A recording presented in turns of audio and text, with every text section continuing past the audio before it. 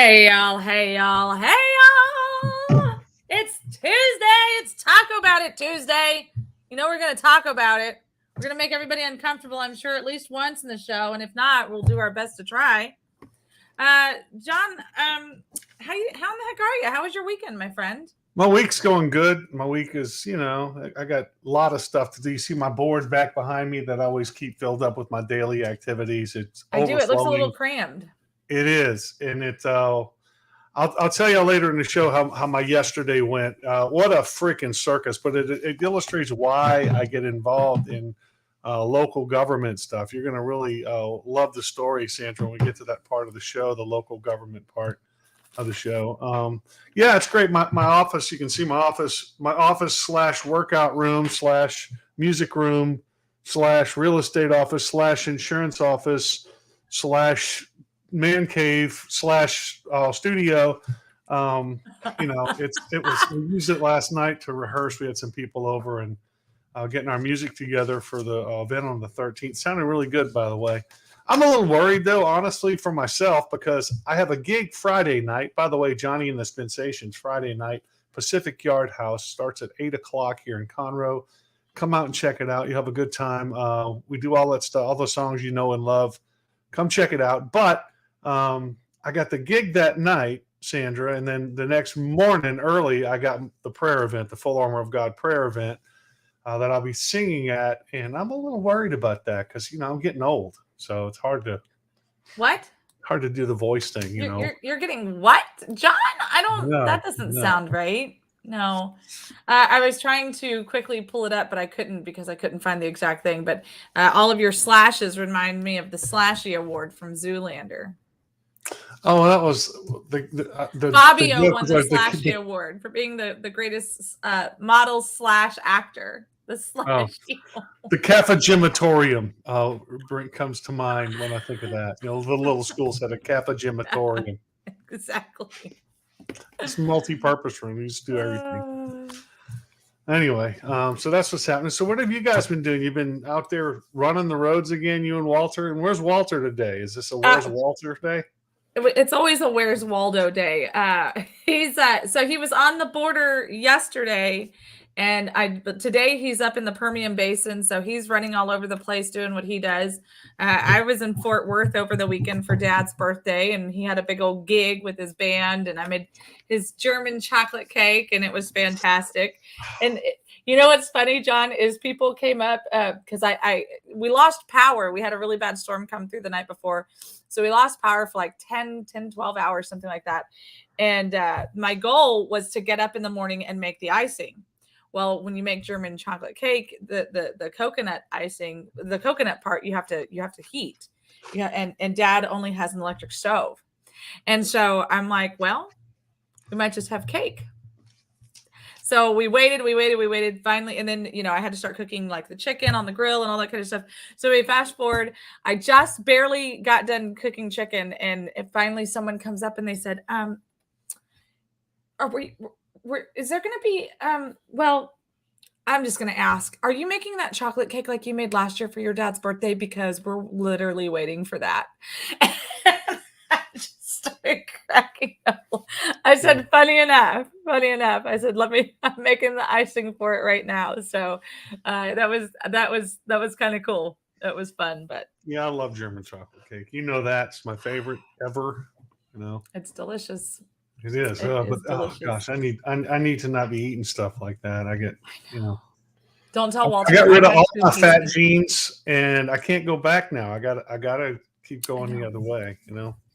I did. I had 2 pieces. I want to be mad about it, but man, it was so worth it. It was delicious, John. Shut up. Just shut up. And Christina was like, do you want to take some home? And I was like, absolutely not. I will eat all of that cake before I get home. Love it. Well, it was a good weekend. Lots of crap going on in the world today, Sandra. Lots of crazy. It was a good weekend until I opened my phone or looked at the news. Well, I guess we can jump right into it because there's a lot to cover. I'm sure we're not going to have any trouble filling up 2 hours today. So let's jump into it. Our people are waiting with bated breath. Some of them probably smell like bait breath, but we're not going to go there. But Let's see what's happening here in this crazy world we're living in, Sandra. Simon is known for his rain dances, and it finally paid off. I saw that. I saw Simon rain dancing, and it started pouring. I started building an ark in my backyard when he started doing that. You Hey, probably should continue. Sandra, have you noticed anything lately about this world we live in? Is it not China, China, China? Everything is China lately? Yes. It used to be Russia, Russia, Russia, but now. Yeah. Seems Well, a when you little. read the international headlines right now, when I was doing some research getting ready for the show, it just struck me that everything is China. China's into everything. They got spy balloons flying over ours and other countries. They got spy buoys in the Arctic. Did you know about this? Monitoring our submarines. Uh, they have joint military operations with Russia going on in the Gulf of Oman and in the East China Sea near Japan. Their reassertion of dominance and control over Hong Kong, their menacing of Taiwan, and the threats to anyone who even hints at respecting Taiwan's sovereignty. Have you not seen all this, Sandra? You paying It's attention to that? it's interesting to say the least. It definitely it makes me wonder. There was this app that Austin found, and this is relevant. There is an app that Austin found, and it's a shopping app. It's kind of like what Wish used to be. It's called something else. I don't remember what it's called. And he has turned into a paid spokesperson for this app. And he's not getting paid, but he's getting like free stuff for referring people and all this other stuff. And so he's like, Mom, you got to get this app. You got to get this app. And so he's showing me the app on his phone. And I said, Austin, literally, could you just watch my show just one time? Just one time. And he looks at me square in my face and he goes, Mom, literally know what you're going to say. Because China is absolutely taking us over. But my plan is while I'm getting free stuff, they'll be like, this guy has helped fund our war. So we will make sure we kill him last. That's all I'm doing. It's preservation now. I'm like, stop. Well, China is also, I mean, they obviously have an extensive spy network, right? They definitely go into the deep trenches. They're stealing secrets. They're stealing technology. You make bang bang with Fang Fang. Me give you money. Me love you long time. Eric Swalwell. That's going on, right? Are they still Fang Fanging? No, Eric Swalwell has decided he can move past it by just denying it ever happened. Recently, there was a hearing in one of the committees where somebody said, you were sleeping with a Chinese spy. That's a false allegation, and I demand a retraction of the record for that. Hey, you know what? He's right. They never slept together. She left. Yeah. There was no cuddling. Yeah, so he had his outrage, and he said, he's making these unproven accusations against me. And I'm like, whatever, dude. Nobody thinks these are unproven accusations. They know exactly what you did, boy. Come on. The other thing that China is big into right now, Sandra, is trade and currency manipulation. We're seeing a lot of that happening right now too, in this crazy world we live in. China with their that's cute. Did you make that? That's cute. No, that's pretty cool, isn't it? Money. There's money in it. It is money in it. Yeah, so that's happening. The other thing that they're doing now is if you go to their country and you even the money go? Dare to give the indication that you might be keeping an eye on them in any way, they will throw your ass in jail over there. This is a Australian journalist who has been in jail for over 1,000 days in China without being sentenced. I mean, she had a hearing, but they never even announced a verdict. So they're just holding her over 1,000 days. She's got 2 children at home in Australia. One's 11, one's 14. And they're just holding their mom over there. No reason, just because they can. And wow. Well, I mean, I guess it's nice to hear that it's not only the U.S. that's holding political prisoners with no justification. Thank you. Nice transition. I like it. I'm here for you, John Boucher. It's It's like I have a crystal ball. I know y'all aren't going to believe this if this is your first time watching our show. We don't actually plan this shit out. It just happens. Go on, John. Yeah, speaking of manipulating the system and crony capitalism and all that fun, where some people get justice in the criminal justice system and some people don't. It depends on who you are. Check this out, Sandra. You'll like this story. So the National Institutes of Health, NIH, this was back in 2022, because if you remember, the EcoHealth Alliance was the ones that was doing the gain of function research into COVID-19 in the Wuhan lab. You remember that? I do. Sorry, I was muted. And they were given money from our government, grants, to fund this organization that was doing this gain of function research. And so when the story came out about this coming from bats, people were like, that doesn't sound right. So our Congress started investigating it and said, we want to see the data that shows the origin of this virus, where it came from, to support your claims. And they said, yeah, we're not giving you that information. So they wouldn't give the information. So Gallagher wanted to hold them accountable. Gallagher's a Republican from Wisconsin, House rep. And back in 2022, he said, well, while the origins of COVID-19 remain unclear, investigations so far have unveiled that American taxpayers, through grants provided to EcoHealth Alliance, funded gain-of-function research in the Wuhan Institute lab. Americans deserve to know what, if any, role these funds played in the pandemic. But obstruction from Democrats, bureaucrats like Anthony Fauci, and the Chinese Communist Party, there's China again, have prevented from getting these answers. So that's going on back then. This is 2022, okay? So what happens now? Bam, they reinstate all the funding for this organization. So they've reinstated the grants to the New York-based EcoHealth Alliance to study the coronavirus in bats. What? Yeah, exactly. So NIH is the company that was doing the gain-of-function research in the Wuhan lab, Right. that refused to turn over the information to Congress so they could see where the origins of COVID-19 are. And so their funding was stripped by Trump. And now here they are back having their funding restored. Their government funding's been reinstated to study. But they're saying, here's the fun part. Here's the word game part where they take advantage of us, okay?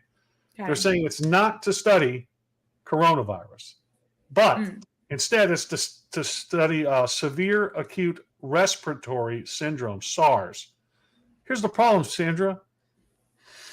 Since they're well aware that the story about the bat origin thing has fallen apart and really nobody believes that anymore, you may not clue into the fact that SARS and COVID-19 both come from the coronavirus. So yes, they are studying the same thing and they're being funded. It's a New York-based company.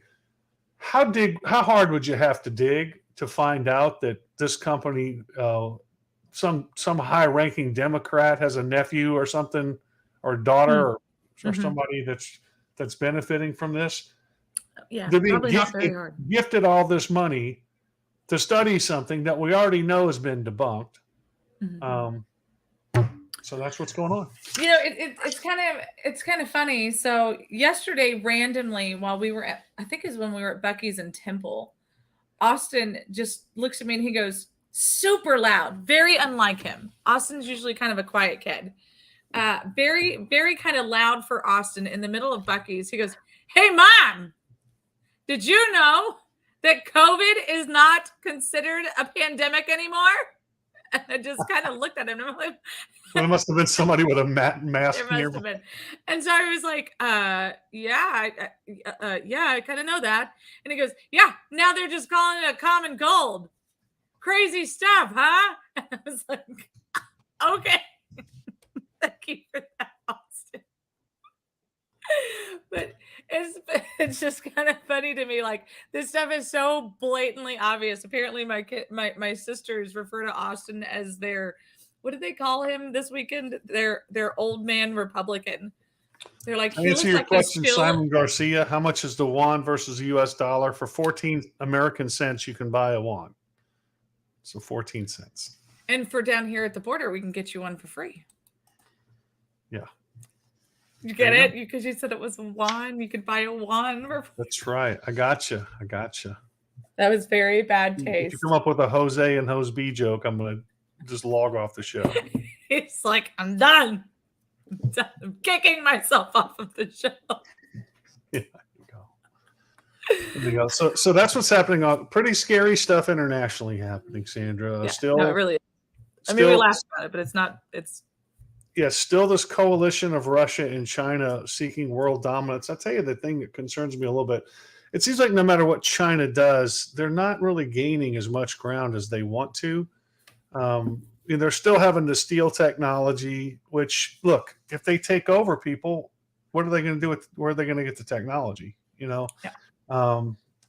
So at some point, how are they going to be desperate and just lash out? I mean, it's like they're trying to take over stuff, but they don't really have the wherewithal to take it over. It's just a desire. They have the wherewithal to maybe take it over, but to actually control it and run it, that's a whole Speaking of desires to take things over and run it. Yeah, look at that. Bam. Comes right in there.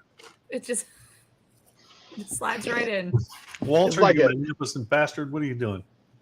I was just thinking about prison showers. Did y'all see my TikTok, my latest? Well, so you text, did I see your look at your latest TikTok? And so I opened it up and I see you standing in a shower and I'm like, okay. And then I clicked back off. I'm glad I missed it. It's not a creepy shower video, although I was like, dude, I could totally put this on my OnlyFans account. But dude, it was. Did you see what it was? No, you gotta play. It's on TikTok. It's totally clean. It's me, man. That doesn't. Well, okay, Walter, you just stop right this second. I need you to pretend for 5 seconds that I know better, and it has to thoroughly be fed. I have solved the prison recidivism rate problem. And it's through the use of PTSD. Who better to promote PTSD than an actual soldier who may or may not have it? Dan Crenshaw, keep your hands off my guns. Does PTSD stand for? Does PTSD stand for penis too small? Damn it! What's that stand for? No. It's prison trauma. Shower drama. There you go. Oh God! Okay, I'll play this. It's creepy. It is creepy, but it's funny. Go ahead and play it. I haven't seen it, Sandy. Okay. All right, TFL fans, here it is. Dun dun dun dun dun. Oh God! Here we go. Here we are, folks. Don't worry, this will be quick. It's not a creepy shower scene. Just wanted to show y'all something. On this gym right here in Crane, Texas.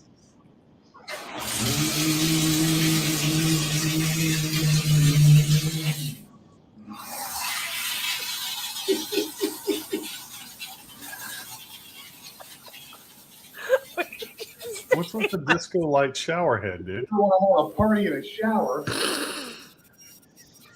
You know, talk about PTSD. Imagine putting these in the prison showers. Them fools would never be back for seconds. Back to the cell block.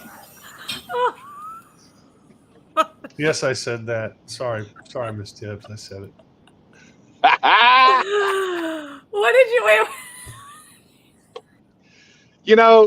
I was ranting and raving about this hotel that I got for super cheap. There's no vibrating bed. There's no quarters by the lampstand. No nothing. And the tile was great. Clean, totally bargain. But for midnight pulling into Crane, Texas, oil and solar countryside, and then I wake up. I'm on my way to go meet with Christy Craddock right now, and I'm sitting here going, we got to take a shower. As soon as I jump in, I'm like, holy crap! Hands in the air like Black Lives Matter. Dude, I was like all over the place. Brown chicken, brown cow. That is Exactly. I don't even have words. The Other than, did best. you ask where we can buy them in bulk? Oh, I no, but those were the only people that would answer their phone last night, so I could, I'm finally sleeping in hotel stuff. I no longer sleep in a tent on the back of my truck, and I'm like, holy crap, man! I mean, that's a party if I ever saw one. That is, I know at Five Below they sell like things like for your teenagers' bathrooms and stuff that like are disco lightish, or your kids' Well, bathrooms. that was 6 and above. I don't know what to do with Five Below. I'm keeping those comments. It's like right here. I'm just drinking coffee this morning, Miss Patty, but apparently I need something stronger for today's show. Well, anyway, let's move along. Let's move past the disco shower thing for a minute.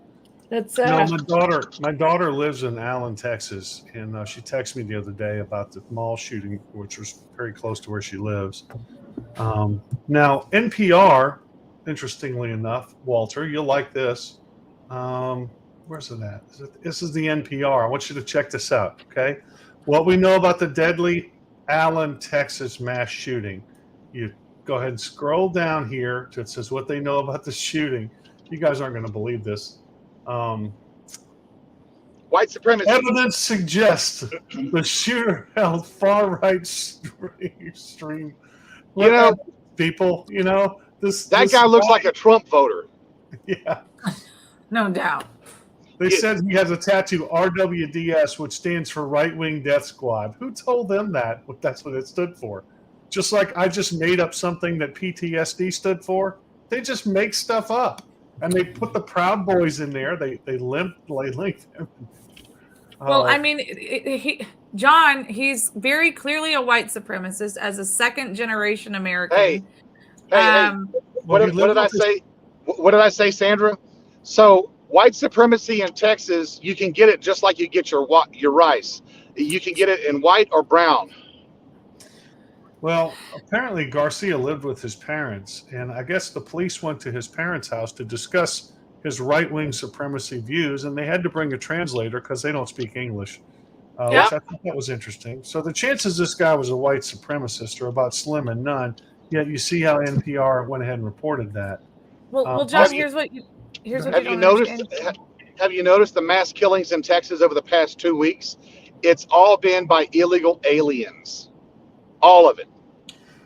No, see that we're going to get to that one next. Meanwhile, the House Republicans fold like a chair on the gun bill to say that now you have to be 21 years old to buy a semi-automatic rifle, and they use that term semi-automatic as synonymous with automatic because they are what we call stupid, and so they just keep saying semi-automatic. Every clip-loading handgun is a semi-automatic. So that's what they're hoping for. Well, and then John, also keep this in mind. To buy an automatic weapon, you have to have an FFL, which means you have to be 21 to apply for it. And it's a couple $1,000s. So again, I was talking to Steve Toth on the phone yesterday about the girl who got sodomized up in Plainview, and he was they were waiting for this vote to come to fruition. So you're telling me that because he started talking about AR-15s, and I'm like, are you kidding me? Look at Sandra's son down there is 18 years old, and he's not going to go take out a mall. But when the cartel comes through their backyard because they've done it in the past, are you telling me that he's not allowed to possess? And you know what? If you want to say they can't buy, well, then this is where parents get involved and they go buy their 18-year-old sons rifles, because I had a semi-automatic 30-30. I'm sorry, a semi-automatic 30-30 in my actually mine wasn't even semi-automatic. You had to rock the hoop lever. But in the middle of downtown Houston, I could carry that around. We had them in the windows of our trucks back in 1990. Walter, you wouldn't be advocating for parents to go out and buy their children firearms, because that would be considered. I learned how to shoot guns on a freaking ROTC HISD high school shooting know, range but in you're my just white school. supremacist. I carried a gun to school almost every other morning Wow. into the school, and yet, what did we ever do? The gun never went off by accident, and I never pointed it at anybody. And we never had those issues. And why? Because kids these days get to, those people back then fought for those video games where you kill people, and that's what kids do these days. They learn how to kill people starting at 6 years old in front of Xbox, PlayStation, all that crap.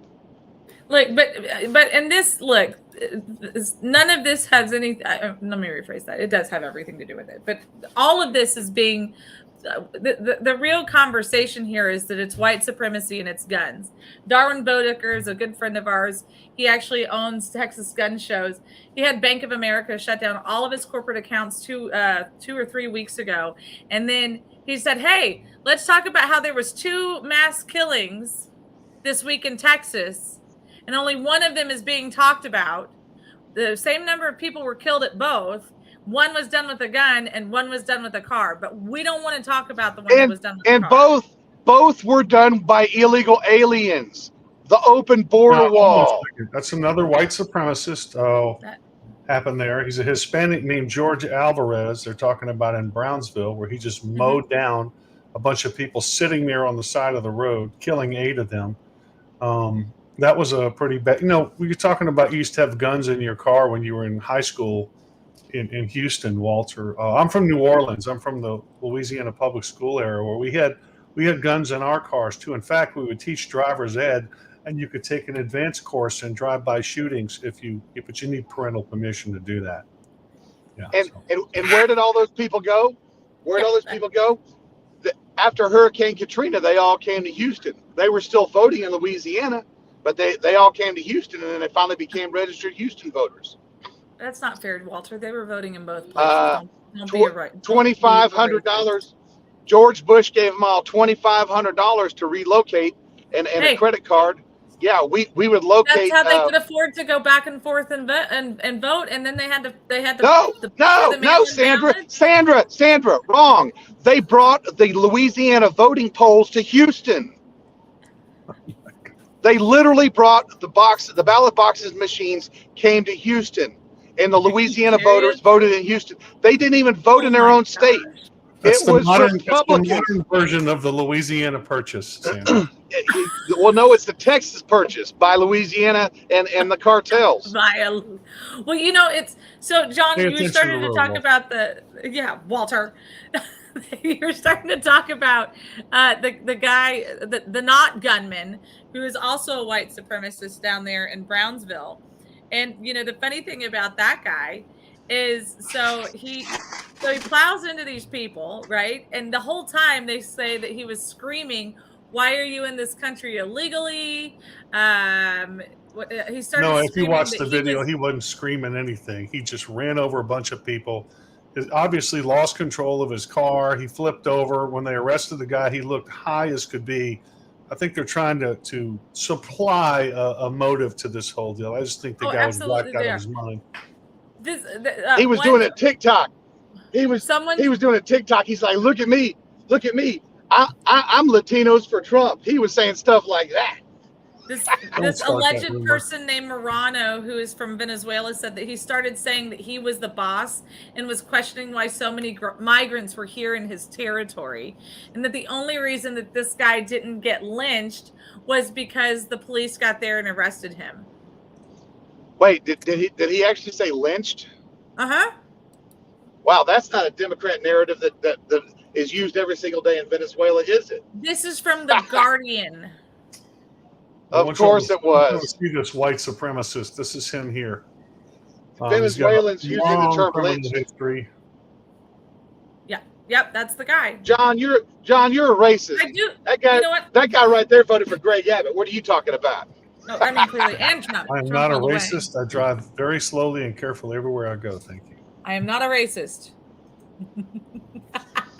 Yeah, unbelievable. But they're trying to put the racism thing. The guy in that shot all those people up in Allen, Texas, who we're pretty sure he's an illegal immigrant. He was discharged from the Army after 3 months for being a total psycho. They just kicked him out. This guy had a long history of problems, but you see, the first thing they do is say, you know, it's guns. We got to do something with guns, and this is a white supremacist. Well, first of all, he wasn't a white supremacist, number one. Number two, the guy went and shot people up in a gun-free zone. Hello, gun-free zone. And he was taken out by they just so happened to be an Allen police officer in the area on another call. Had that officer not been there, if you saw the guy laying there dead, he had multiple mags on him. He was ready to rock and roll. He was going to kill a lot more people. He just so happened. Now imagine, coming to, I don't know, Montgomery County and trying some shit like that. You would get return fire immediately because all the people we have carrying here. It'd be a whole different story. Simon, I am also triggered because I'm not sure how these guns keep ending up in gun-free zones. I thought that there was supposed to be like some massive magnet in the sky that just yanks the guns away from everyone so that they can be safe in the gun-free zone. Hang on. I've talked to several people about the gun-free zone up there, and they're saying that was not the case. I've got people that shop there all the time. There's certain stores you can't carry your firearm into, but for the most part, they don't all have the sticker on there, and people freely go in there. It was reported that the premises was gun-free, whether it was or wasn't, whatever. But the answer is not. And a lot more of these. But the thing is okay, Walter, you just made the argument for why it would be considered a gun-free area. Let's say that half of the stores had a freaking gun-free zone sticker on it, had the 40-06, 40-7 sticker on there.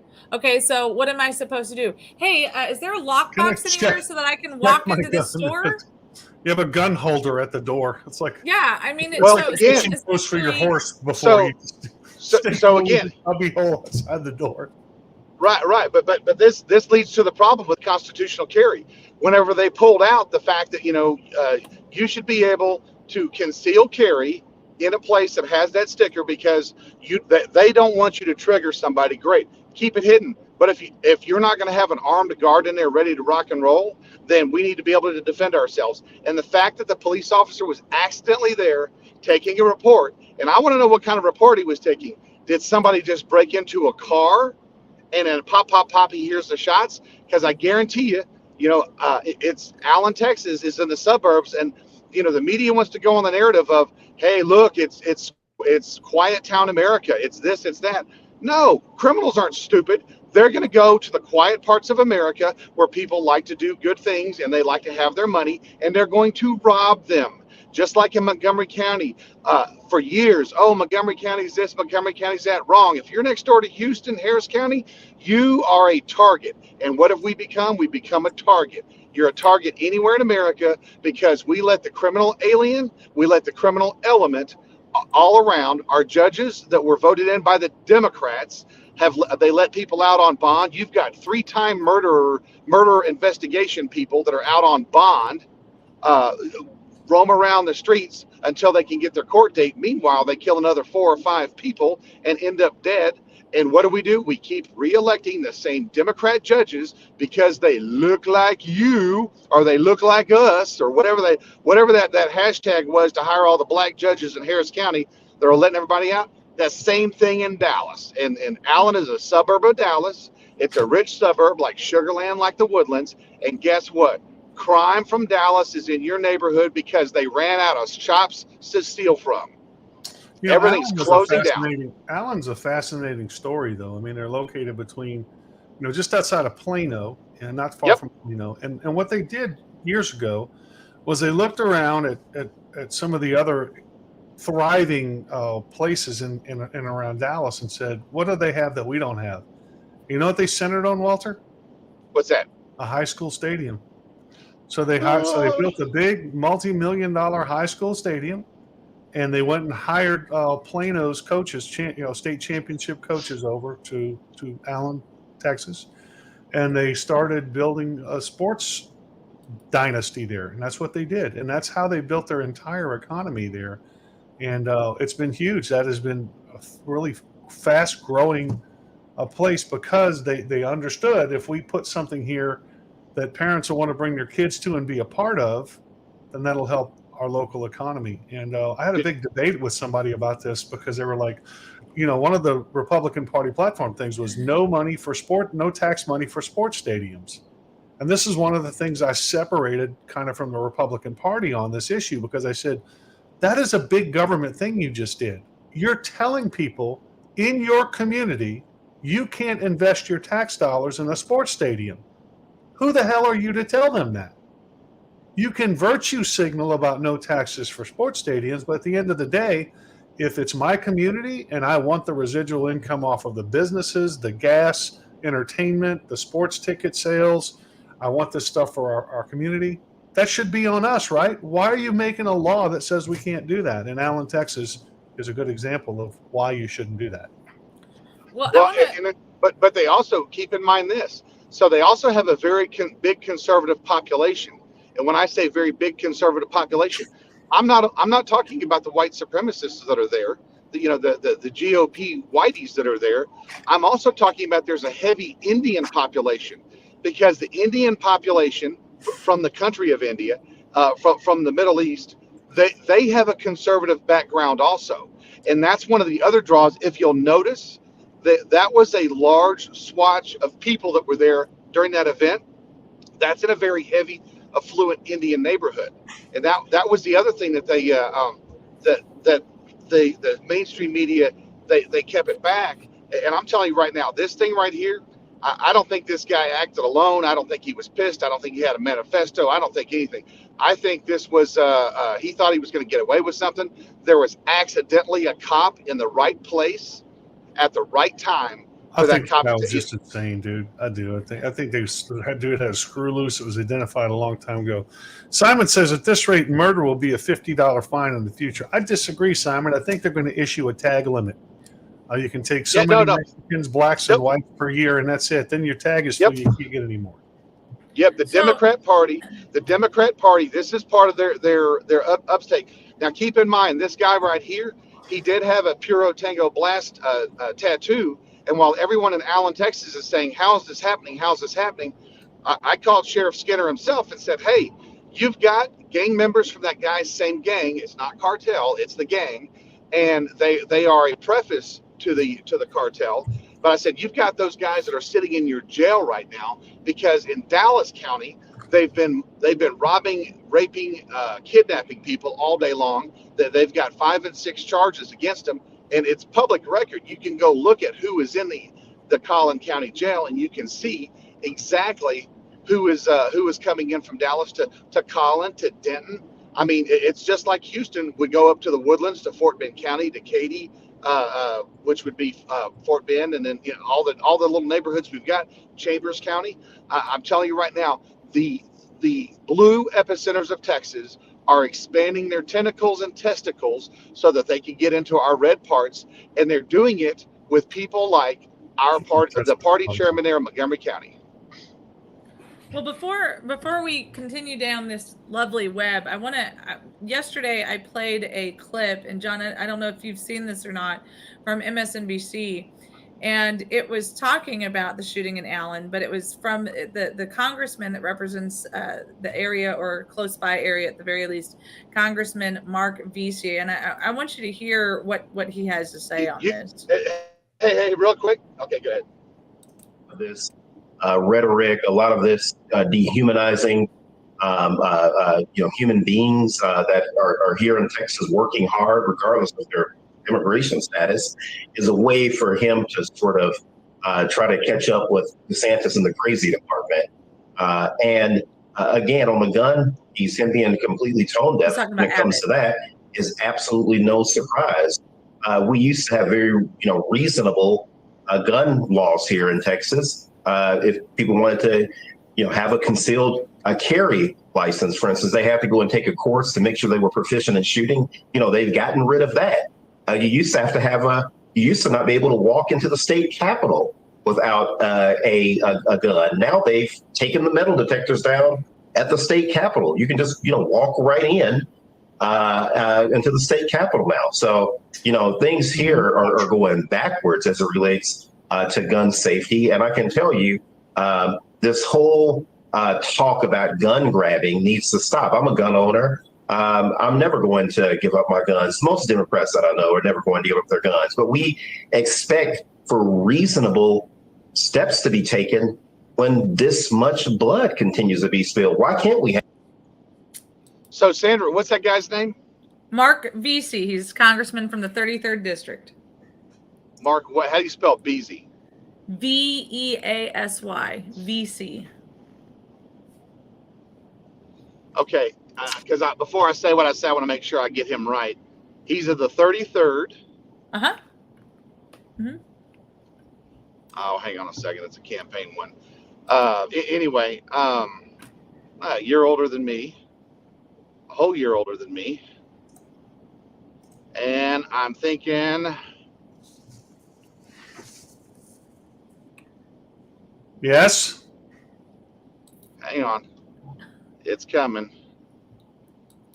It's not. Yeah, there it is. There it is. There it is. So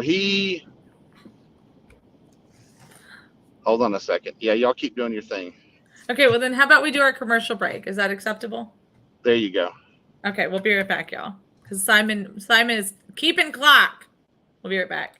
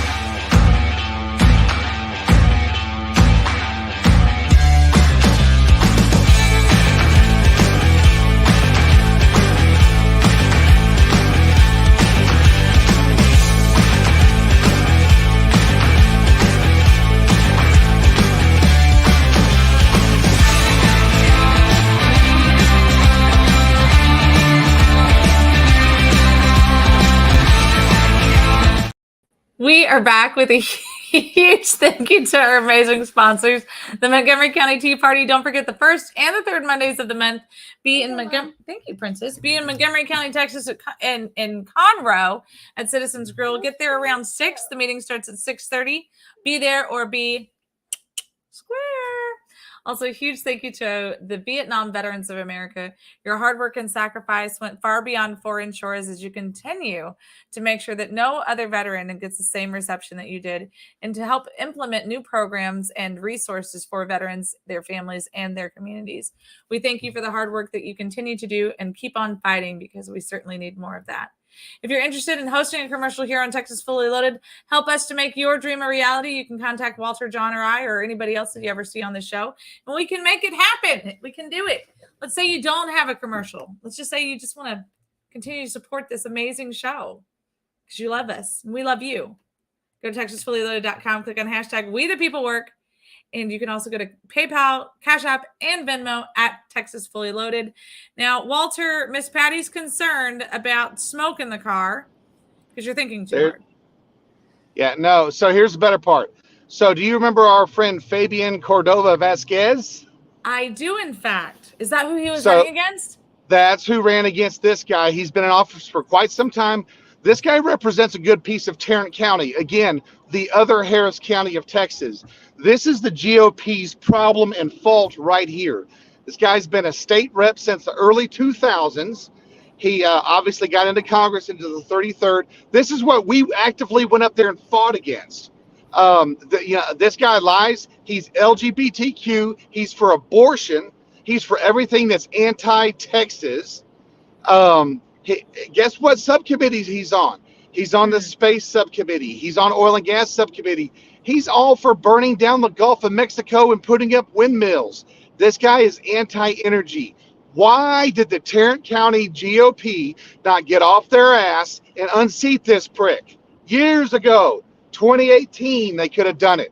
Whenever Ted Cruz and all those idiots that went around the state saying, we're going to keep Texas red, we got it, and we almost lost with a 3% margin of win.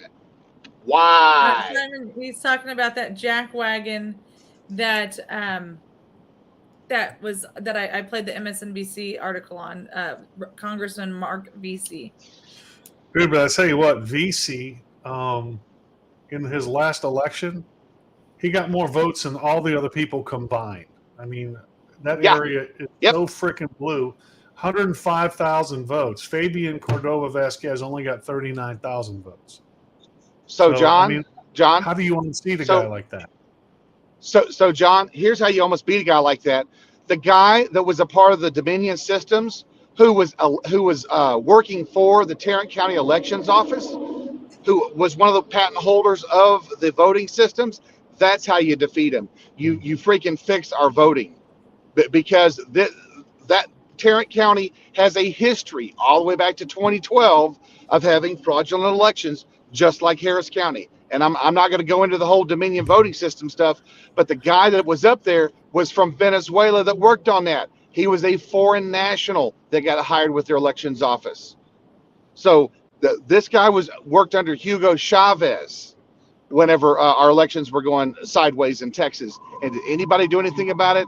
No, because the Republicans swing the deals to keep these guys in office. This guy could have been pulled out as a state rep. This is what you're going to get, because we're getting rid of Sheila Jackson Lee. In 15 years, this is what we're going to get in Sheila Jackson Lee's district, because Harris County Republican Party fails to work in her area to conservatize people that are tired of living in the ghetto. Well, you mentioned the election integrity issue. Alan Vera, we lost him last week. Died of a heart attack.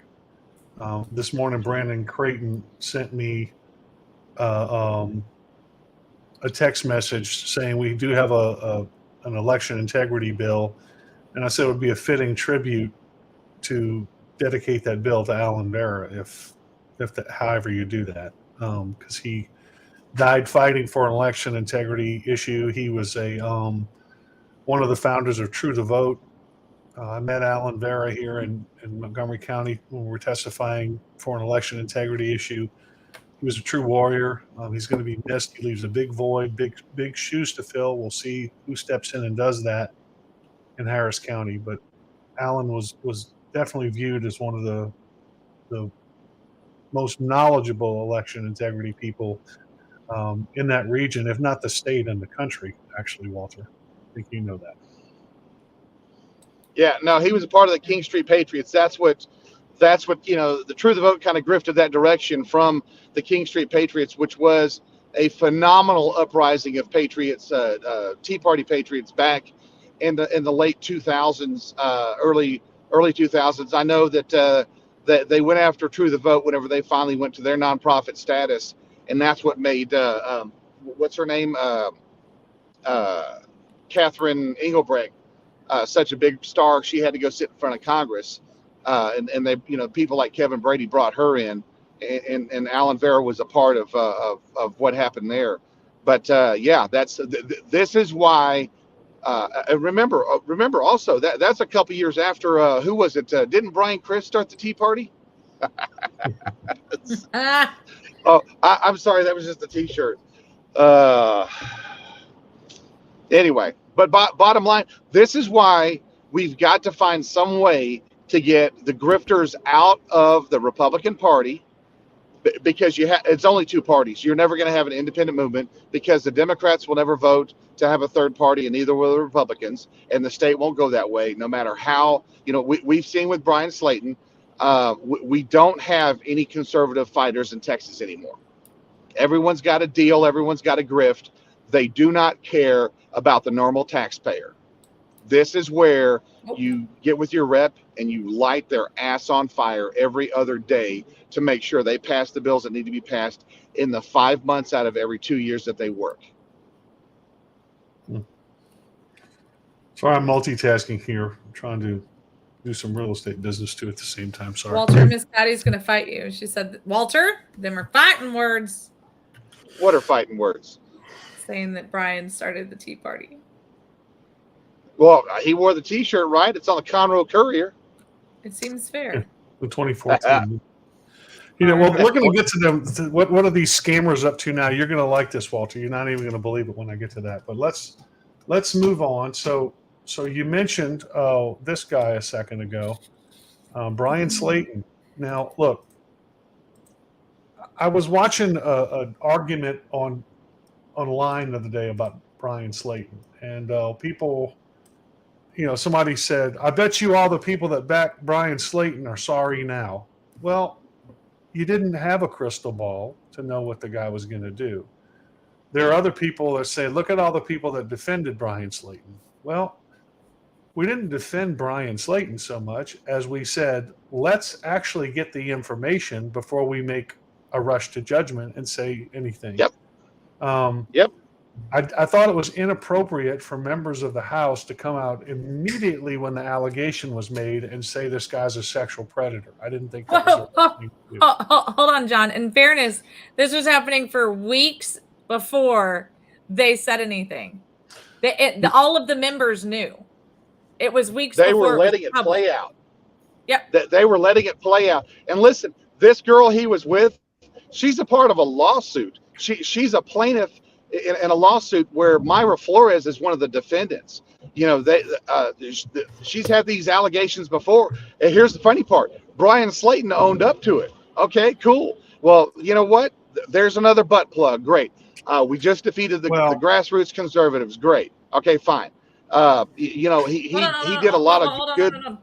Did he own up to it? He told one person that he did it, and then he went back to that person, according to the report, and the person who he told said, Slayton told him, hey, you know what? Don't mention that I told you anything about that, because I got a plan to get out of this.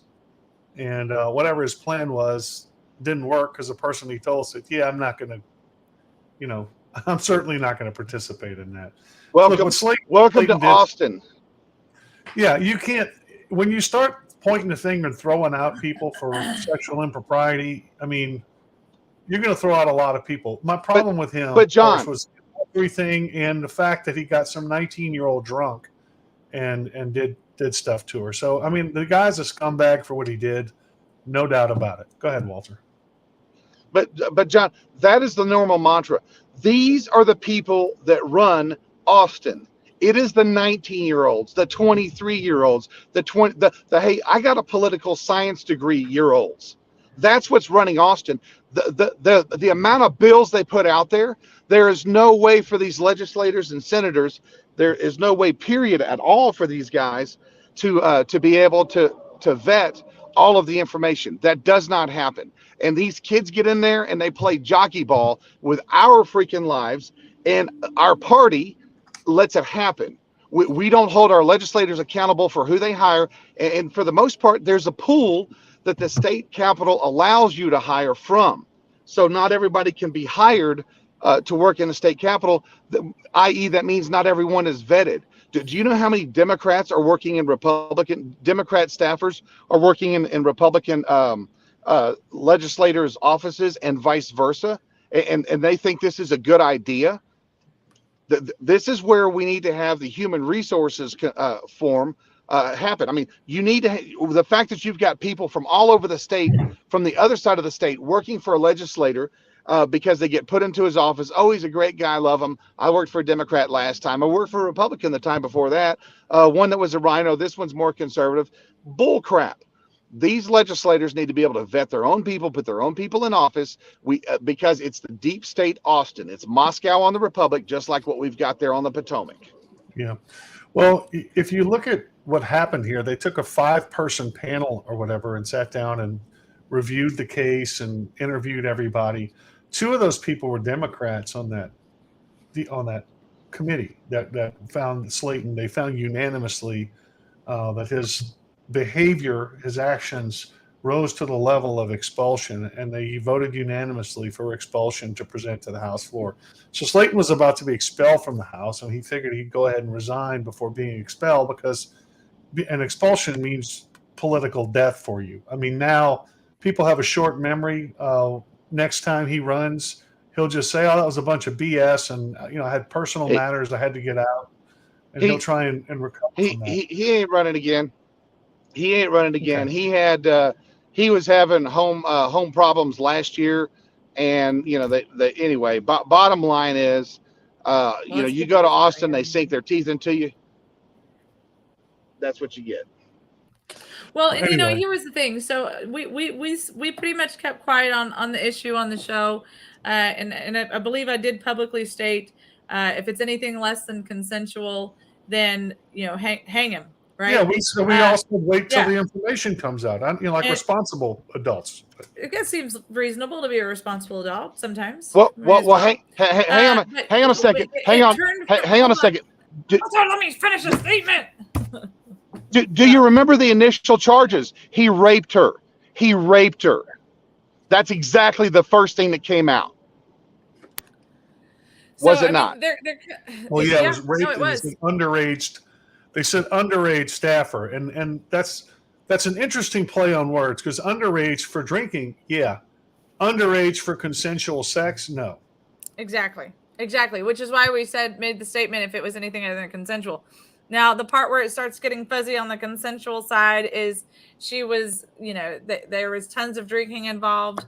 I have sources telling me that she's actually really in love with him and has been for quite some time. Yeah, I've heard that she lost her virginity to him, all of this other stuff. So, I mean, how do I say this without saying, there are girls who love older men and men who love younger girls that are all of legal age. And women will always go for, I don't know. It doesn't make it right. I'm not going to try and justify any of it, but it's not shocking that any of this happened. It is shocking because we expected more from Brian. Well, it is shocking. Is Longoria and Johnson, who were the 2 Democrats on the 5-person panel, after they reviewed the facts regarding Slayton's situation, they suddenly became aware and concerned about people being too young or compromised to consent to life-altering decisions. But I'm sure they recovered from that moment of clarity and common sense just in time to vote against the bill that prevents gender modification to children. Yep, exactly. That's the point right there. Yeah. No doubt about it. These people are evil, soulless people. And if you say that, then you're a mean guy for saying it. But Well, you know what the problem was, John, is that she was 19. So she clearly couldn't have known what she was doing. But when she was 16 or 14 or 12, she would have known what she was doing. yeah, that's what I said. They're going to Especially rewrite their bill. if Brian was a woman. They're going to rewrite their bill to say you have to be an adult below the age of 12 to make the decision. And of course, And only this decision. The lazy Republicans are going to vote for that bill. Well, it says adult. Well, you actually got to read, people. Well, I got a question. If we're in charge, if the Republicans are in charge of the House, how did we lose? So we lost that bill where they raised the age to purchase to 21 firearms? The Republicans went back and allowed that to go through. It's got, most people don't think it's got any chance of getting through the Senate, but the point is, usually the bill was dead, and then after the Allen shooting, all of a sudden it got revived, and now it's going through. So, and here's the thing: so how does the 30-year-old with a gun equate to buying at 21? He was still 9 years over the limit whenever he went and killed everybody, and he was an illegal alien. Yeah. Well, he may not, because what I read was he was a second generation immigrant, I think is what I read. I don't know how that's supposed to work out. His parents were probably not here legally. But if he's a second generation, does that mean that did they come together or was he born here? I have questions that I have not been able to get the answers to. And like John said, he was look, when the Army kicked him out for being a weirdo, I can't help but wonder, is this going to be like the same situation like with our Sutherland Springs shooter, where they actually, the military, the Air Force said, hey, this guy should never possess a firearm, which was part of why he was being kicked out. And then they didn't put through the rest of the paperwork. Did this guy own the firearms ahead of time before he was kicked out of the Army? Exactly. Like, there's lots of questions and not enough answers. And I doubt there will be any accountability, just like, actually, I can't say just like with Sutherland Springs, because Sutherland Springs sued the correct entities and won. They didn't sue the gun manufacturers like dumbasses. Okay. Well, let's see. Next fun thing. You guys will appreciate this. Talking about the dumbassery of our government. Let me share this little fun story with you, and I'll give you all my tale of how we deal with crap too here. We're not above it. So I bought this property, my house, last year. We closed on it June of last year. Mm-hmm. A few days ago, I get a bill in the mail postmarked May 2nd. Now follow me because this is important. It says you owe taxes on this property. Now, when you close on a house, they estimate taxes. You pay for the prorated taxes, and then you're supposed to get a tax bill once everything is settled. Well, I never got a tax bill at all until a couple of days ago. That came postmarked May 2nd. I want you to read what the bill says.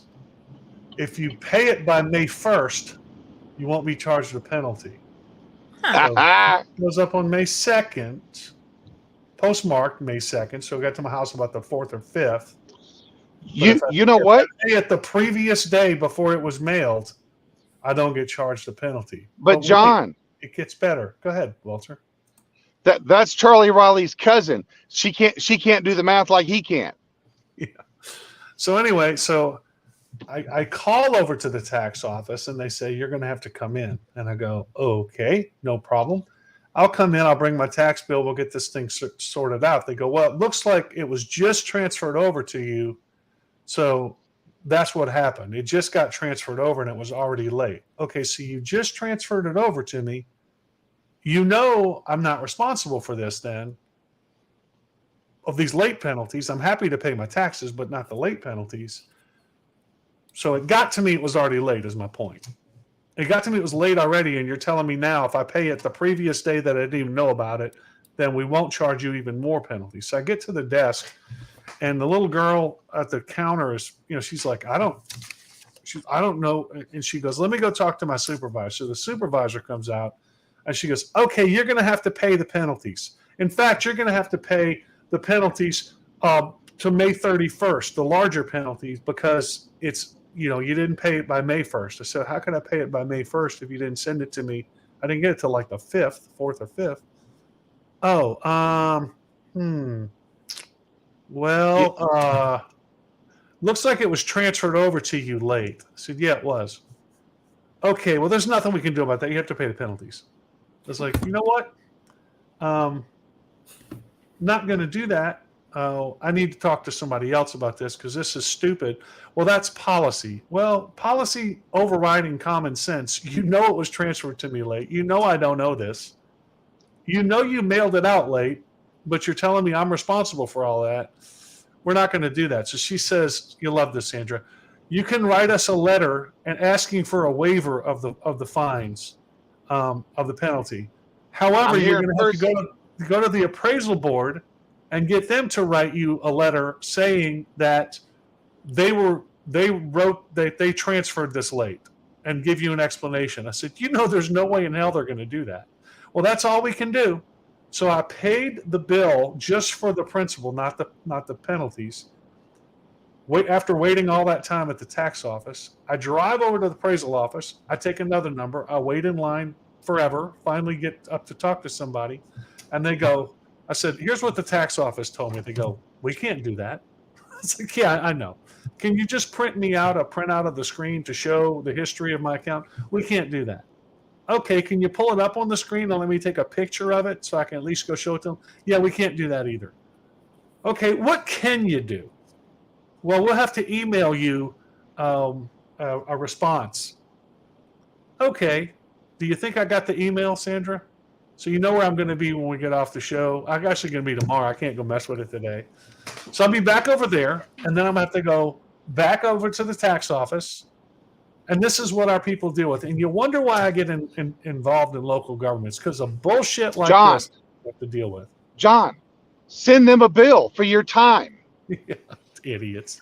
I'm not kidding you, dude. I mean, so they're saying you're going to have to write us a letter. I'm physically here in front of you, you dumb broad.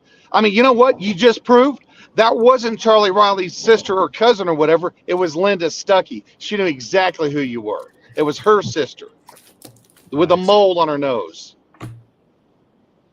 That's why you don't hire.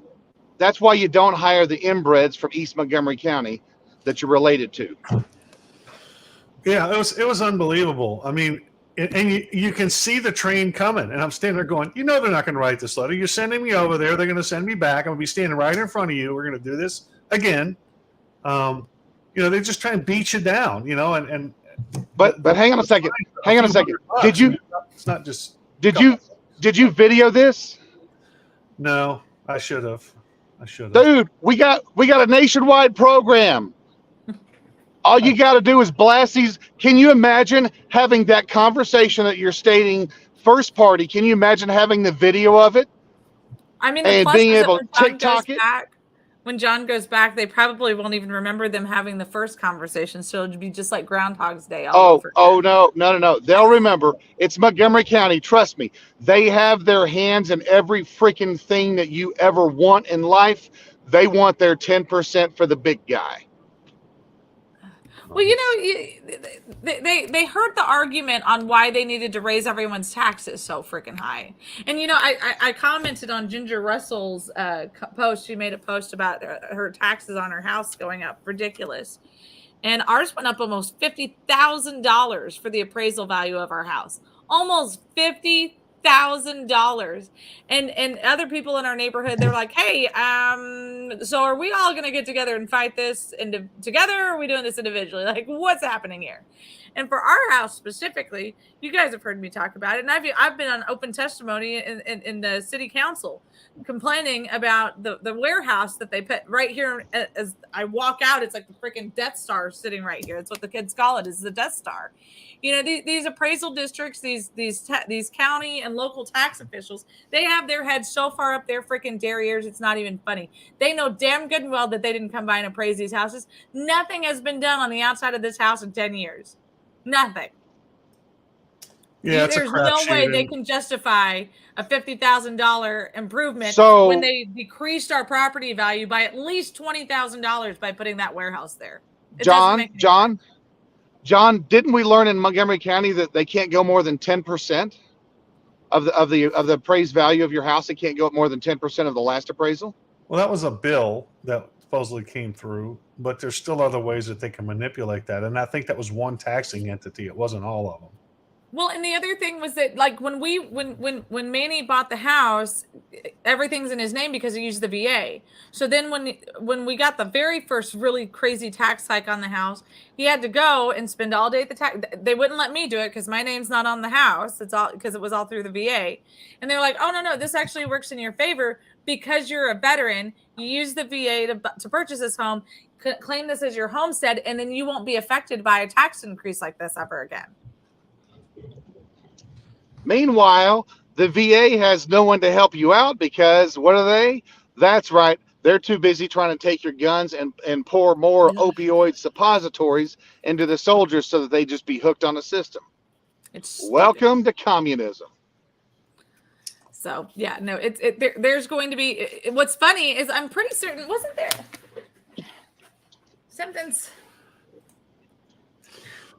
there's something that it's right on the tip of my tongue. Yeah. I could have swore we talked about this a lot. Yeah.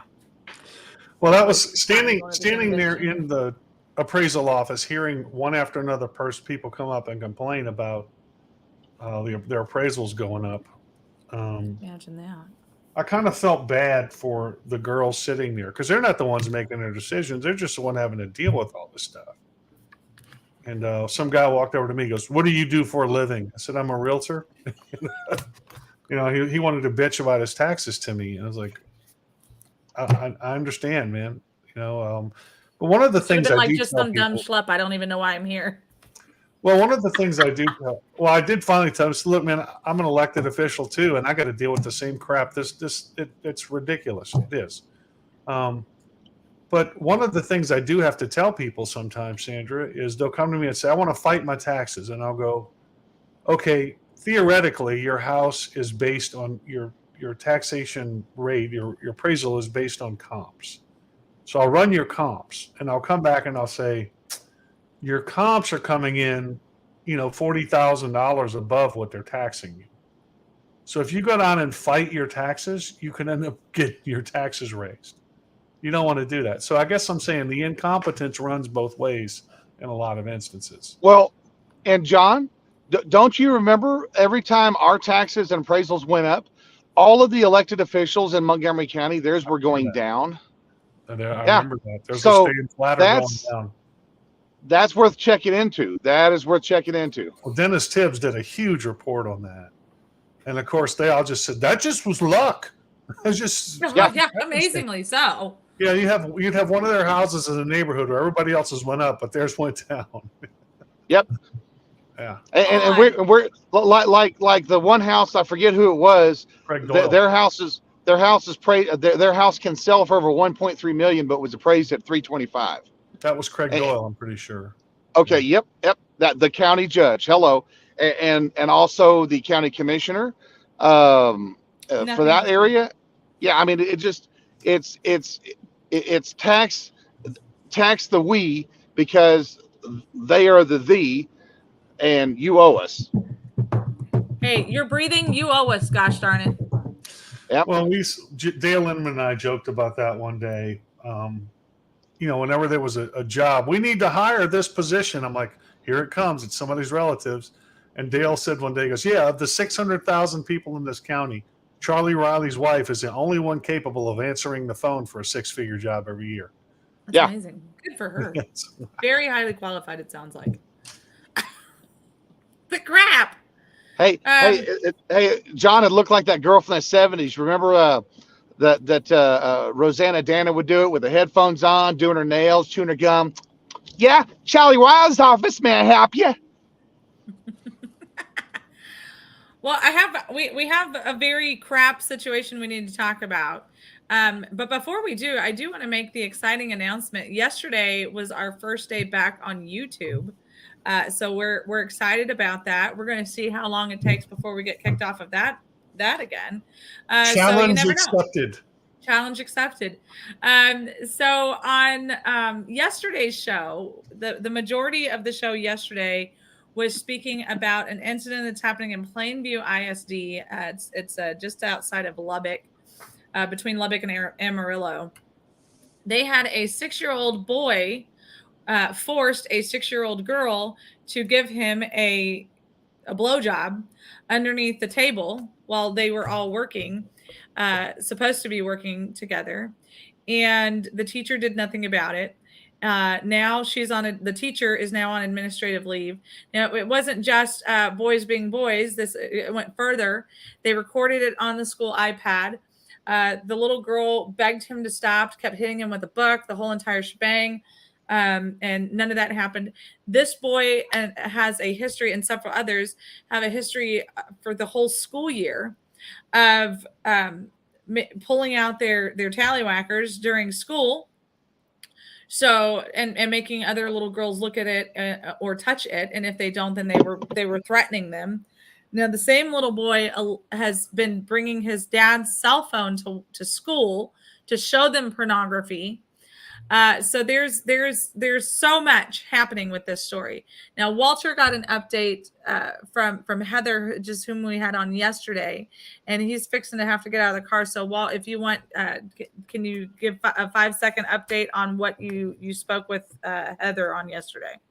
Yes. So talk to Heather.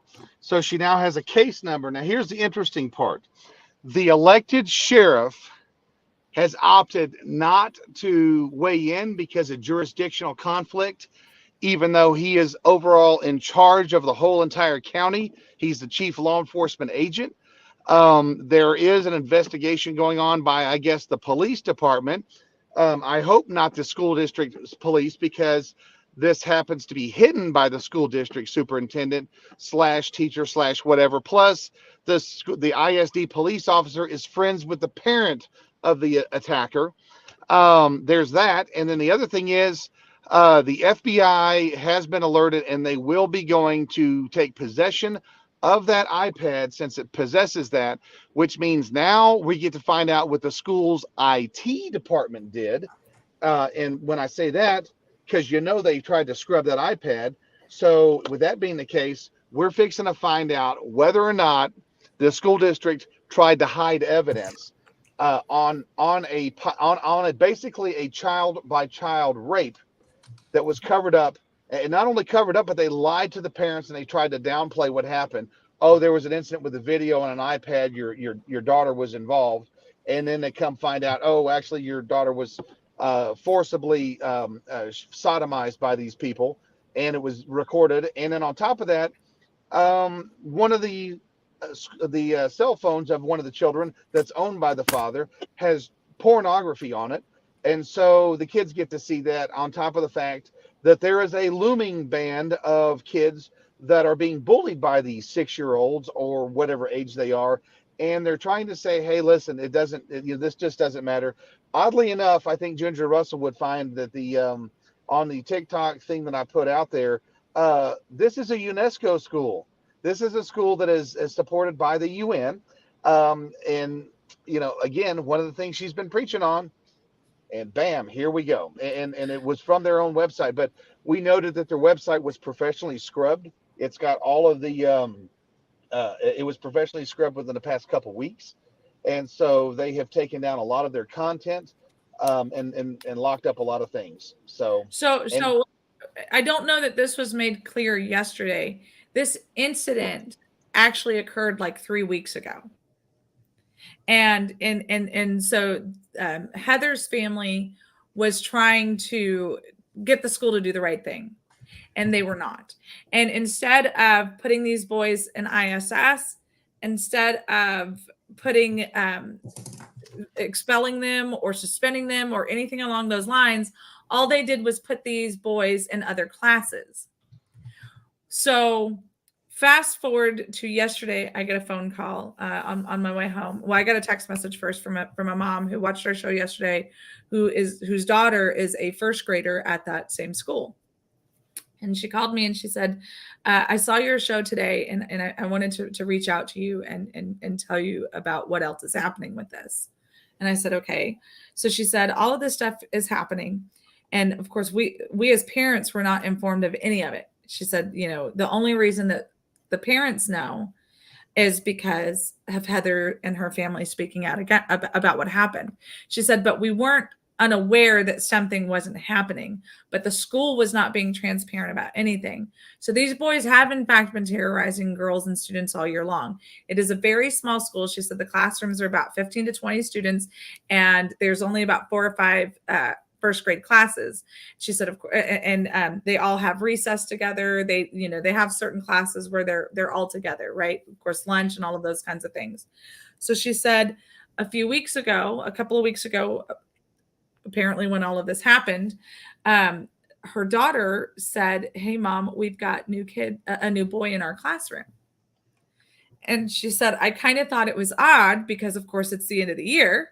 So, it's a small community. Nobody that we knew of had moved into the community. And so then another one of her neighbors, right there on the same block and everything, she said they started talking, and another boy had been moved into her daughter's class as well. All within the same time frame, all of a sudden, at least these 2 young girls started having wedding accidents at school, in the middle of the night, all of a sudden, all within the same time frame. And they said the mom said when she called the school to find out why this child was moved into her daughter's classroom without the parents being notified, they said that it was not a matter that they ever consult with parents on, and that students are allowed to get moved in and out of classrooms without anybody saying anything, because it's none of their damn business, essentially, is what she was told. And so she went back and forth with them for a while. And finally she said, well, you know what? I'm going to come and pick up my daughter then. And she gets to the school and she said, Sandra, I go ahead and have lunch with my daughter. I go and pick, if I pick her up early or whatever, or when I pick her up, even just regular, the second my daughter sees me, she gets all excited. She's like, Mommy's here. And she comes running and, acting like a excited first grader. Right. And she said, when I got to the school, my daughter is sitting very somber and very just not herself at all. And she said, I had no less than 5 people come up to me and say, oh, so are you withdrawing your student or your daughter from school permanently or just for the day? And she goes, I'm sorry, what? And they're like, well, we know why you're here. And she goes, okay, so what does that have to do with anything? And they're like, so are you keeping her out of school for forever now? Or are you just picking her up for the day? And she goes, that's none of your business. And so she said she was talking to, I guess her daughter forgot something in the classroom or whatever. She went to go and get it. And she's talking to the teacher in the hallway, and she's trying to ask questions and trying to just, do what any other mother would have done. And she said, I wasn't raising my voice or anything. She said, but the second that I started pushing back and telling them that what they're doing is unfair to the students, that what they're doing is unfair to the parents, we should have been informed that this was happening. All of a sudden, the police officer for the school and another teacher rounds the corner and stood there and watched her the whole entire time until she left. She said they followed me until I left the building. Now you tell me, why in the world are these parents and these students who are the victims being treated worse than the attacker? Yes, this is a 6-year-old child, but this 6-year-old child is also being abused. They're being abused by the system, and every single child and parent involved in this is being abused by the school and the superintendents and the school board. It's disgusting. It's vile. We are creating an environment where it's okay to be raped, but not to be. It's okay to be the raper, but not the victim, not the person that's been raped. And you can sit here and say that that's explosive language because these are 6-year-olds. Good.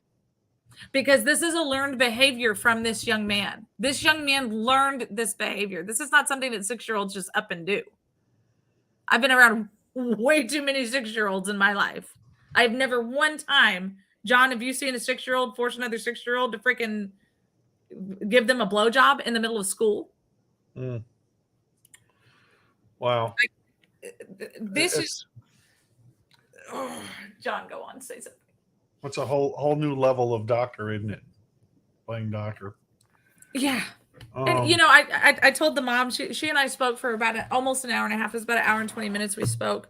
And I told her, I said, you know, once upon a time, even, you know, when Alex and Austin were little, I wish we could go back to me only being afraid that they were going to come home with head lice and a bad word. Now I have to worry about them coming home with an STD apparently. And being a rape victim in school from another student. Ridiculous. So continue to be in prayer for the people in Plainview. You know, I have amazing teenage boys. I truly do. God has absolutely blessed me with my 4 kids. Austin was sitting, you know, we were driving back and he was sitting next to me while I was talking to the mom, and we get off the phone and he just looks at me and goes, "Mom, you know that those little girls peeing their pants like that, that's a sign of abuse. That's a sign of sexual abuse." Right. And I said, "From the mouths of babes." My 15-year-old is over here going, "Mom, these girls have been abused." And then he looks me in the face. He goes, "Hey, are you going to go up there?" And I said, "Well, here's where it gets fun." So it's like an 8-hour drive. Apparently it's an 8-hour and 49-minute drive, just as an FYI, from Laredo to Plainview. And I said, that's the same morning as Arthur's, or it's the same day as Arthur's award ceremony. And I have been a terrible kindergarten mom this year. I absolutely cannot miss and will not miss his award ceremony. And I said, so as soon as it's over, I'm going to rush up there. I may not get there when it starts, but I want to be able to be there and support these people. They're asking if I can come up and help them and, you know, talk about options and, you know, kind of like in a group sit down and whatever. And he looks at me and he goes, "Hey, Mom, can I go with you?" And I said, well, I mean, you have school. So, I mean, I don't really know what you think you're going to be able to do. And he goes, "Look, hear me out. You're a grown up." I'm not.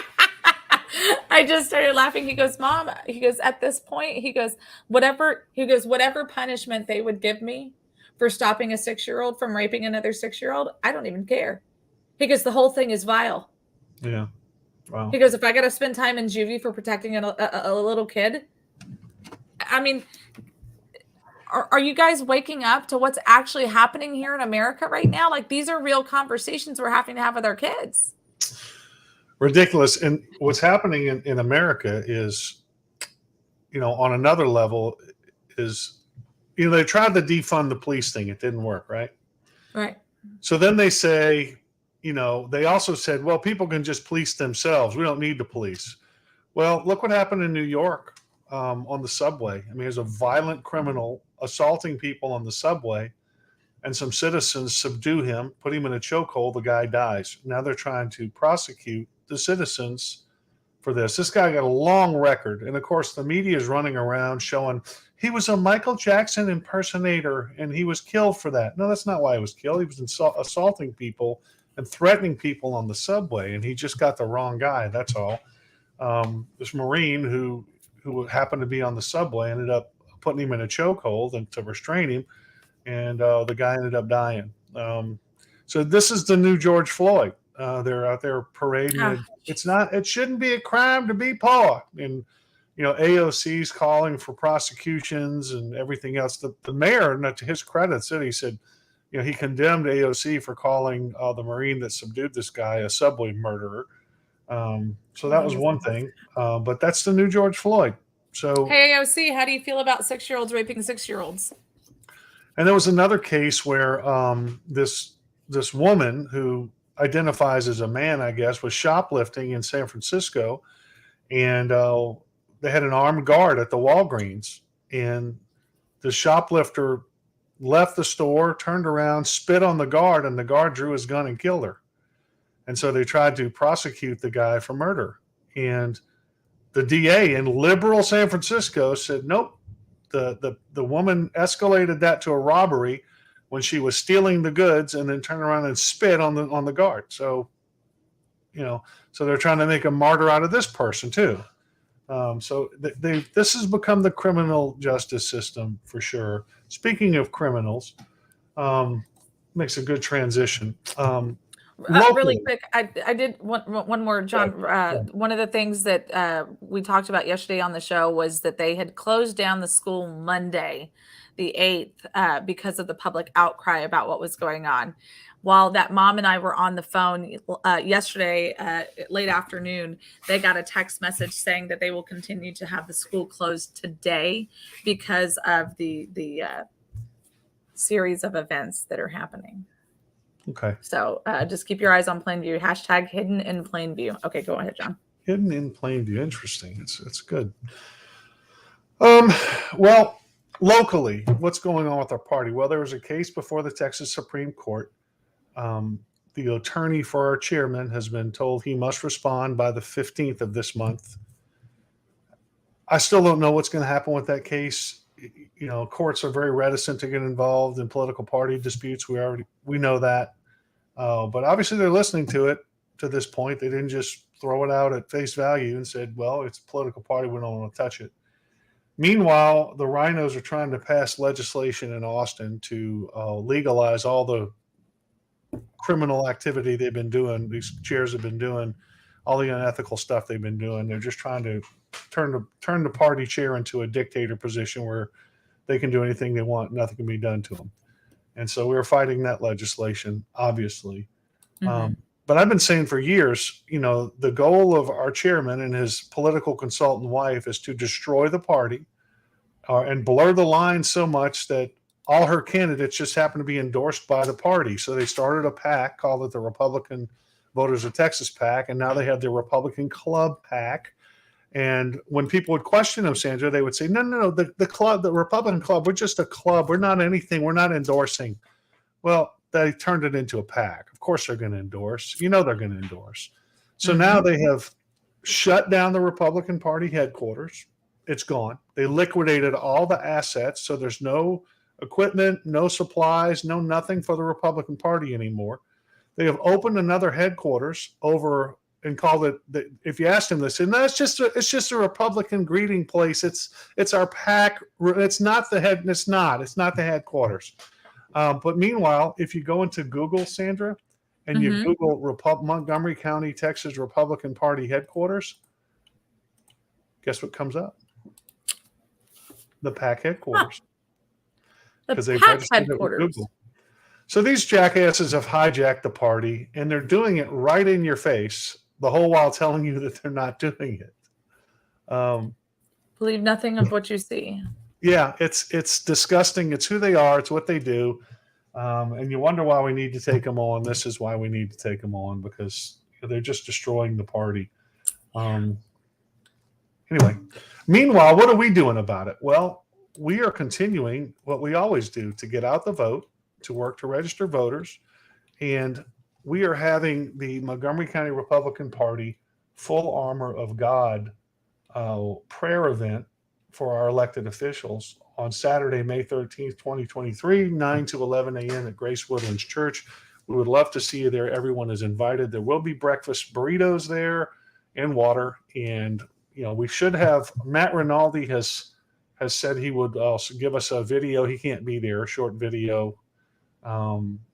We've also, I was told Rafael Cruz was going to provide one too, because he's in Israel. Otherwise he would have been there. And Rand Henderson is going to be out of town. He's going to give us a video also but we're going to pray over our elected officials in this county. And that's what we're going to do. Brandon Creighton, our senator, is speaking about his faith and what's going on in the Senate and the legislative priorities of the Republican Party. Should be a good event. We're going to have music there. I'll put a little group together for that. It's got Calvin Russell, Rachel and Stephanie and myself. And so should be a lot of fun. Rachel Bingham, Stephanie Cox, and me. So looking forward to that on the 13th. And we have our CEC meeting coming up in June at the Knights of Columbus. We only have the place for, I think, an hour and a half, so we got a lot of business to do.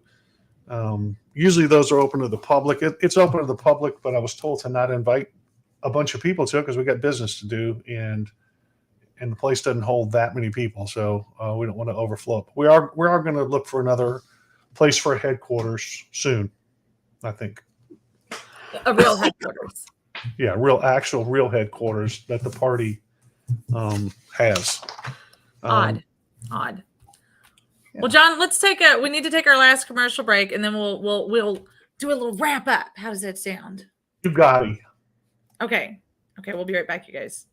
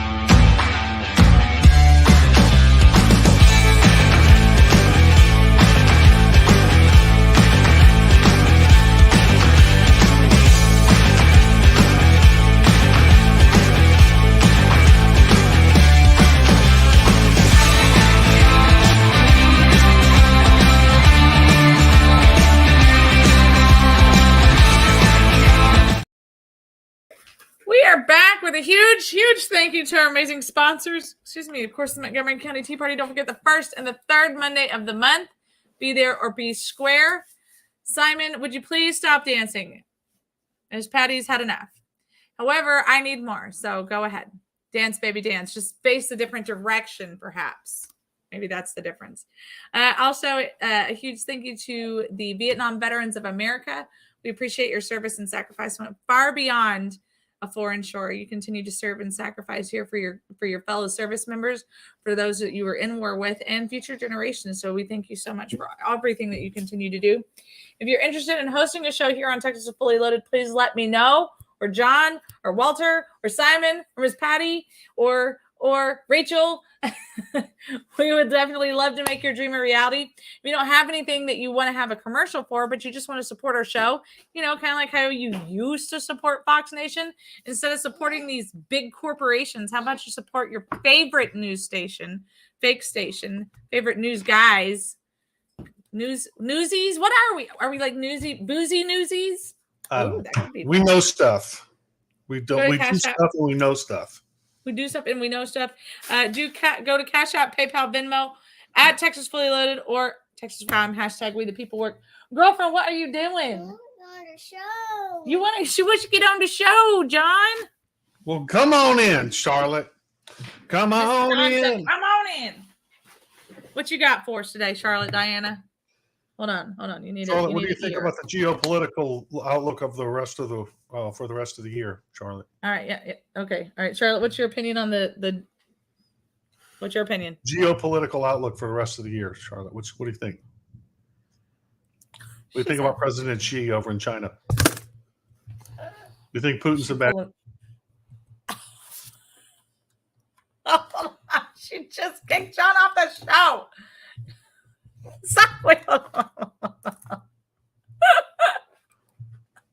Wow, respect. She's not having any of your nonsense, John. All right, Charlotte, what have you got for us? What? Okay. Okay, you get it. It's not broken. Okay, good. Come here. I know it's kind of broken. It's not broken. No, don't do that. Okay, it's not broken. So, Charlotte, we just. Okay, never mind. You're fired. It's okay. It's okay. Anyway. Oh no. Are you in this or not? Okay, then tell us something.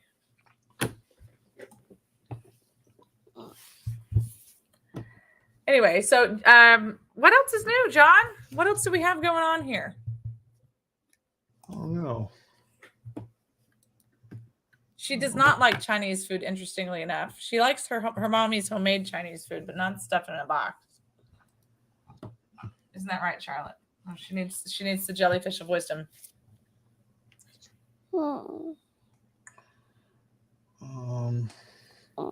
Be careful, it's heavy. I'm gonna call somebody about a house. Well, that's a good thing. I'm excited.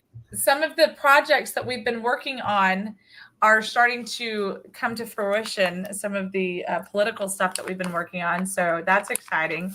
Not necessarily the legislation, because clearly they don't give a crap about the grassroots. So it's time to find people that do care about the grassroots and get them elected. So Yeah, that was disheartening to see overwhelming opposition to a bill in online and then in person. And then when the final session comes up for the election committee, they held it off of the roster because they had people there opposing it, and then they call a session the next night, late at night, and pass it through anyway. It just shows you how tone deaf. You don't matter. If they want something, pushed through, they're going to push it through no matter what anybody says. Right. Now it is stalled right now. I don't know what they're doing with it. Let's see where it is right now. They don't know what they're doing. The dictator bill is. What did you say? On the screen, so we can all look at it together. Can you hear what she's saying? Nope. Okay, good. She's like getting right on the microphone and whispering something, and then she's like, so I'm like, I don't know what she's saying. This is HB 4636. So testimony was heard overwhelmingly against it. That's when we went to Austin. And so it was left pending in committee. They didn't do anything with it. And they consider it. Then they come back on the 24th in the middle of the night, because the 23rd they had their last actual session of the deal where they went through all the bills that were left pending, and they left this one off. Then they came back the next night, late at night, and the only person voted against it was Valerie Swanson. And so they push it through, and they just keep moving it through. 9:51 p.m. committee report distributed. and then they sent it over to calendars, I guess, where it's just sat there now since the 3rd. But I mean, ridiculous that's the process. It's we're going to go ahead and just do what we want. Don't care about you. How many of you protested? We're going to go ahead and do it anyway. Tone deaf. Well, I mean, Dade Phelan put out the word that if the grassroots are for it, then we're against it. And if you like getting lots of money to betray everyone that voted for you, then you keep doing what you're going to do. And they said, yes, sir. We do like getting money for betraying the people that got us here. Well, there's a problem when you're using the law as you're a legislator or a speaker of the House or whoever, and you're using the law to exact revenge against your political opponents. You're not using the law to benefit the citizenry of the state. You're trying to exact revenge and put yourself in a better position, a more powerful position against your political opposition. I think every one of those bastards should be thrown out of Austin. I really do. They should all be thrown out of office. But they won't be. And of course, we're going to try and mobilize against some of them. But they got people so snowed. It's hard to defeat some of them. They got people so snowed.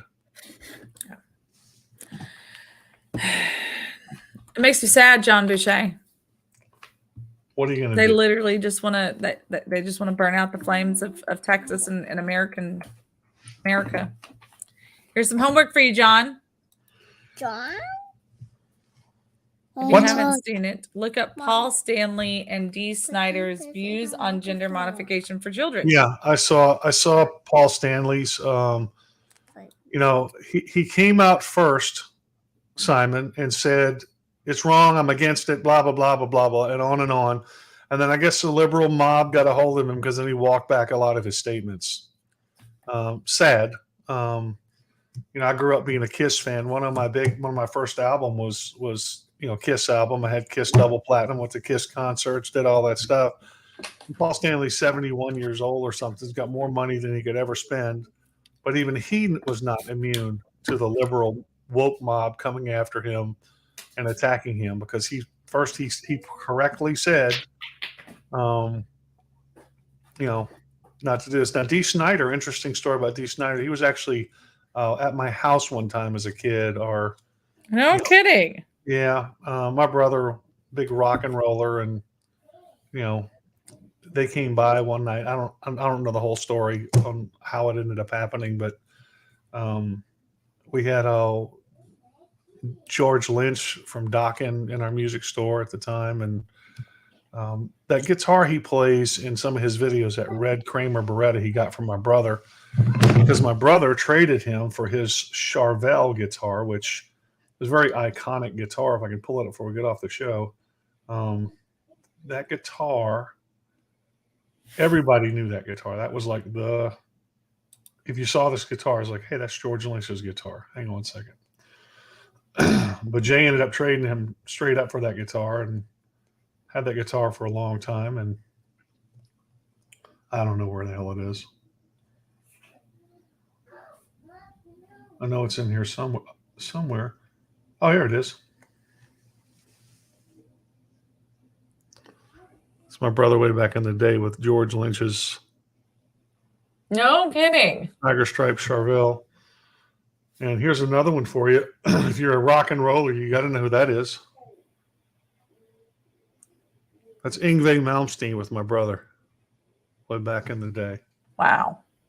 Yeah. Little bit of John history for you here. This is me back in LA in '86. You're doing your best to look like I was my own person, thank you. I wasn't trying to look like anybody. You had that 80s fro. I had the 80s. That's my actual hair. So, Simon, you're such a fangirl.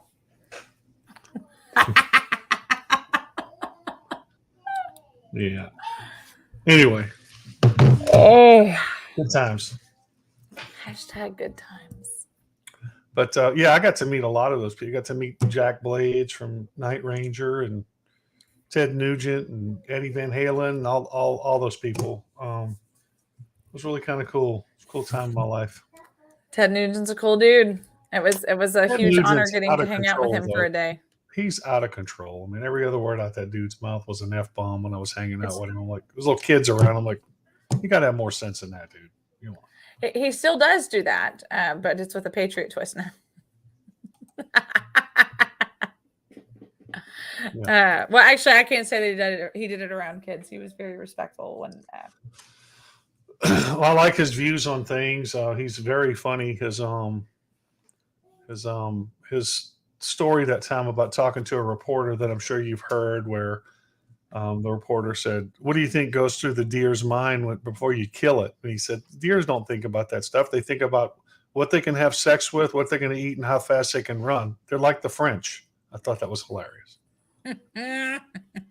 Well, on that note, we are officially out of time on the show. That was kind of funny how that ended Jets at 11:50. You thought you were going to get away without me saying something politically incorrect, but it didn't happen. Never. This would not be Texas Fully Loaded if we couldn't be politically incorrect at least 10 times in one show. We should start keeping. Simon, you have a new responsibility. You have to keep track of that now.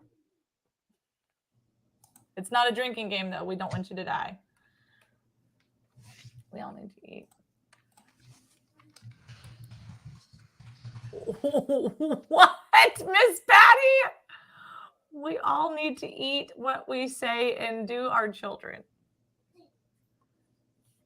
I don't even know what that means. Miss Patty, did you start drinking? Were you doing a drinking game today? Now I have to filter Miss Patty's comments.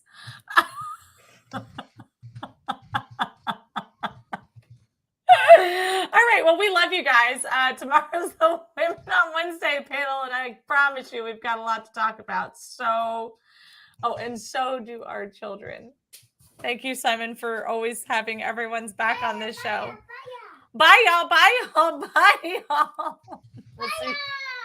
We'll see y'all later. Bye. I'm going.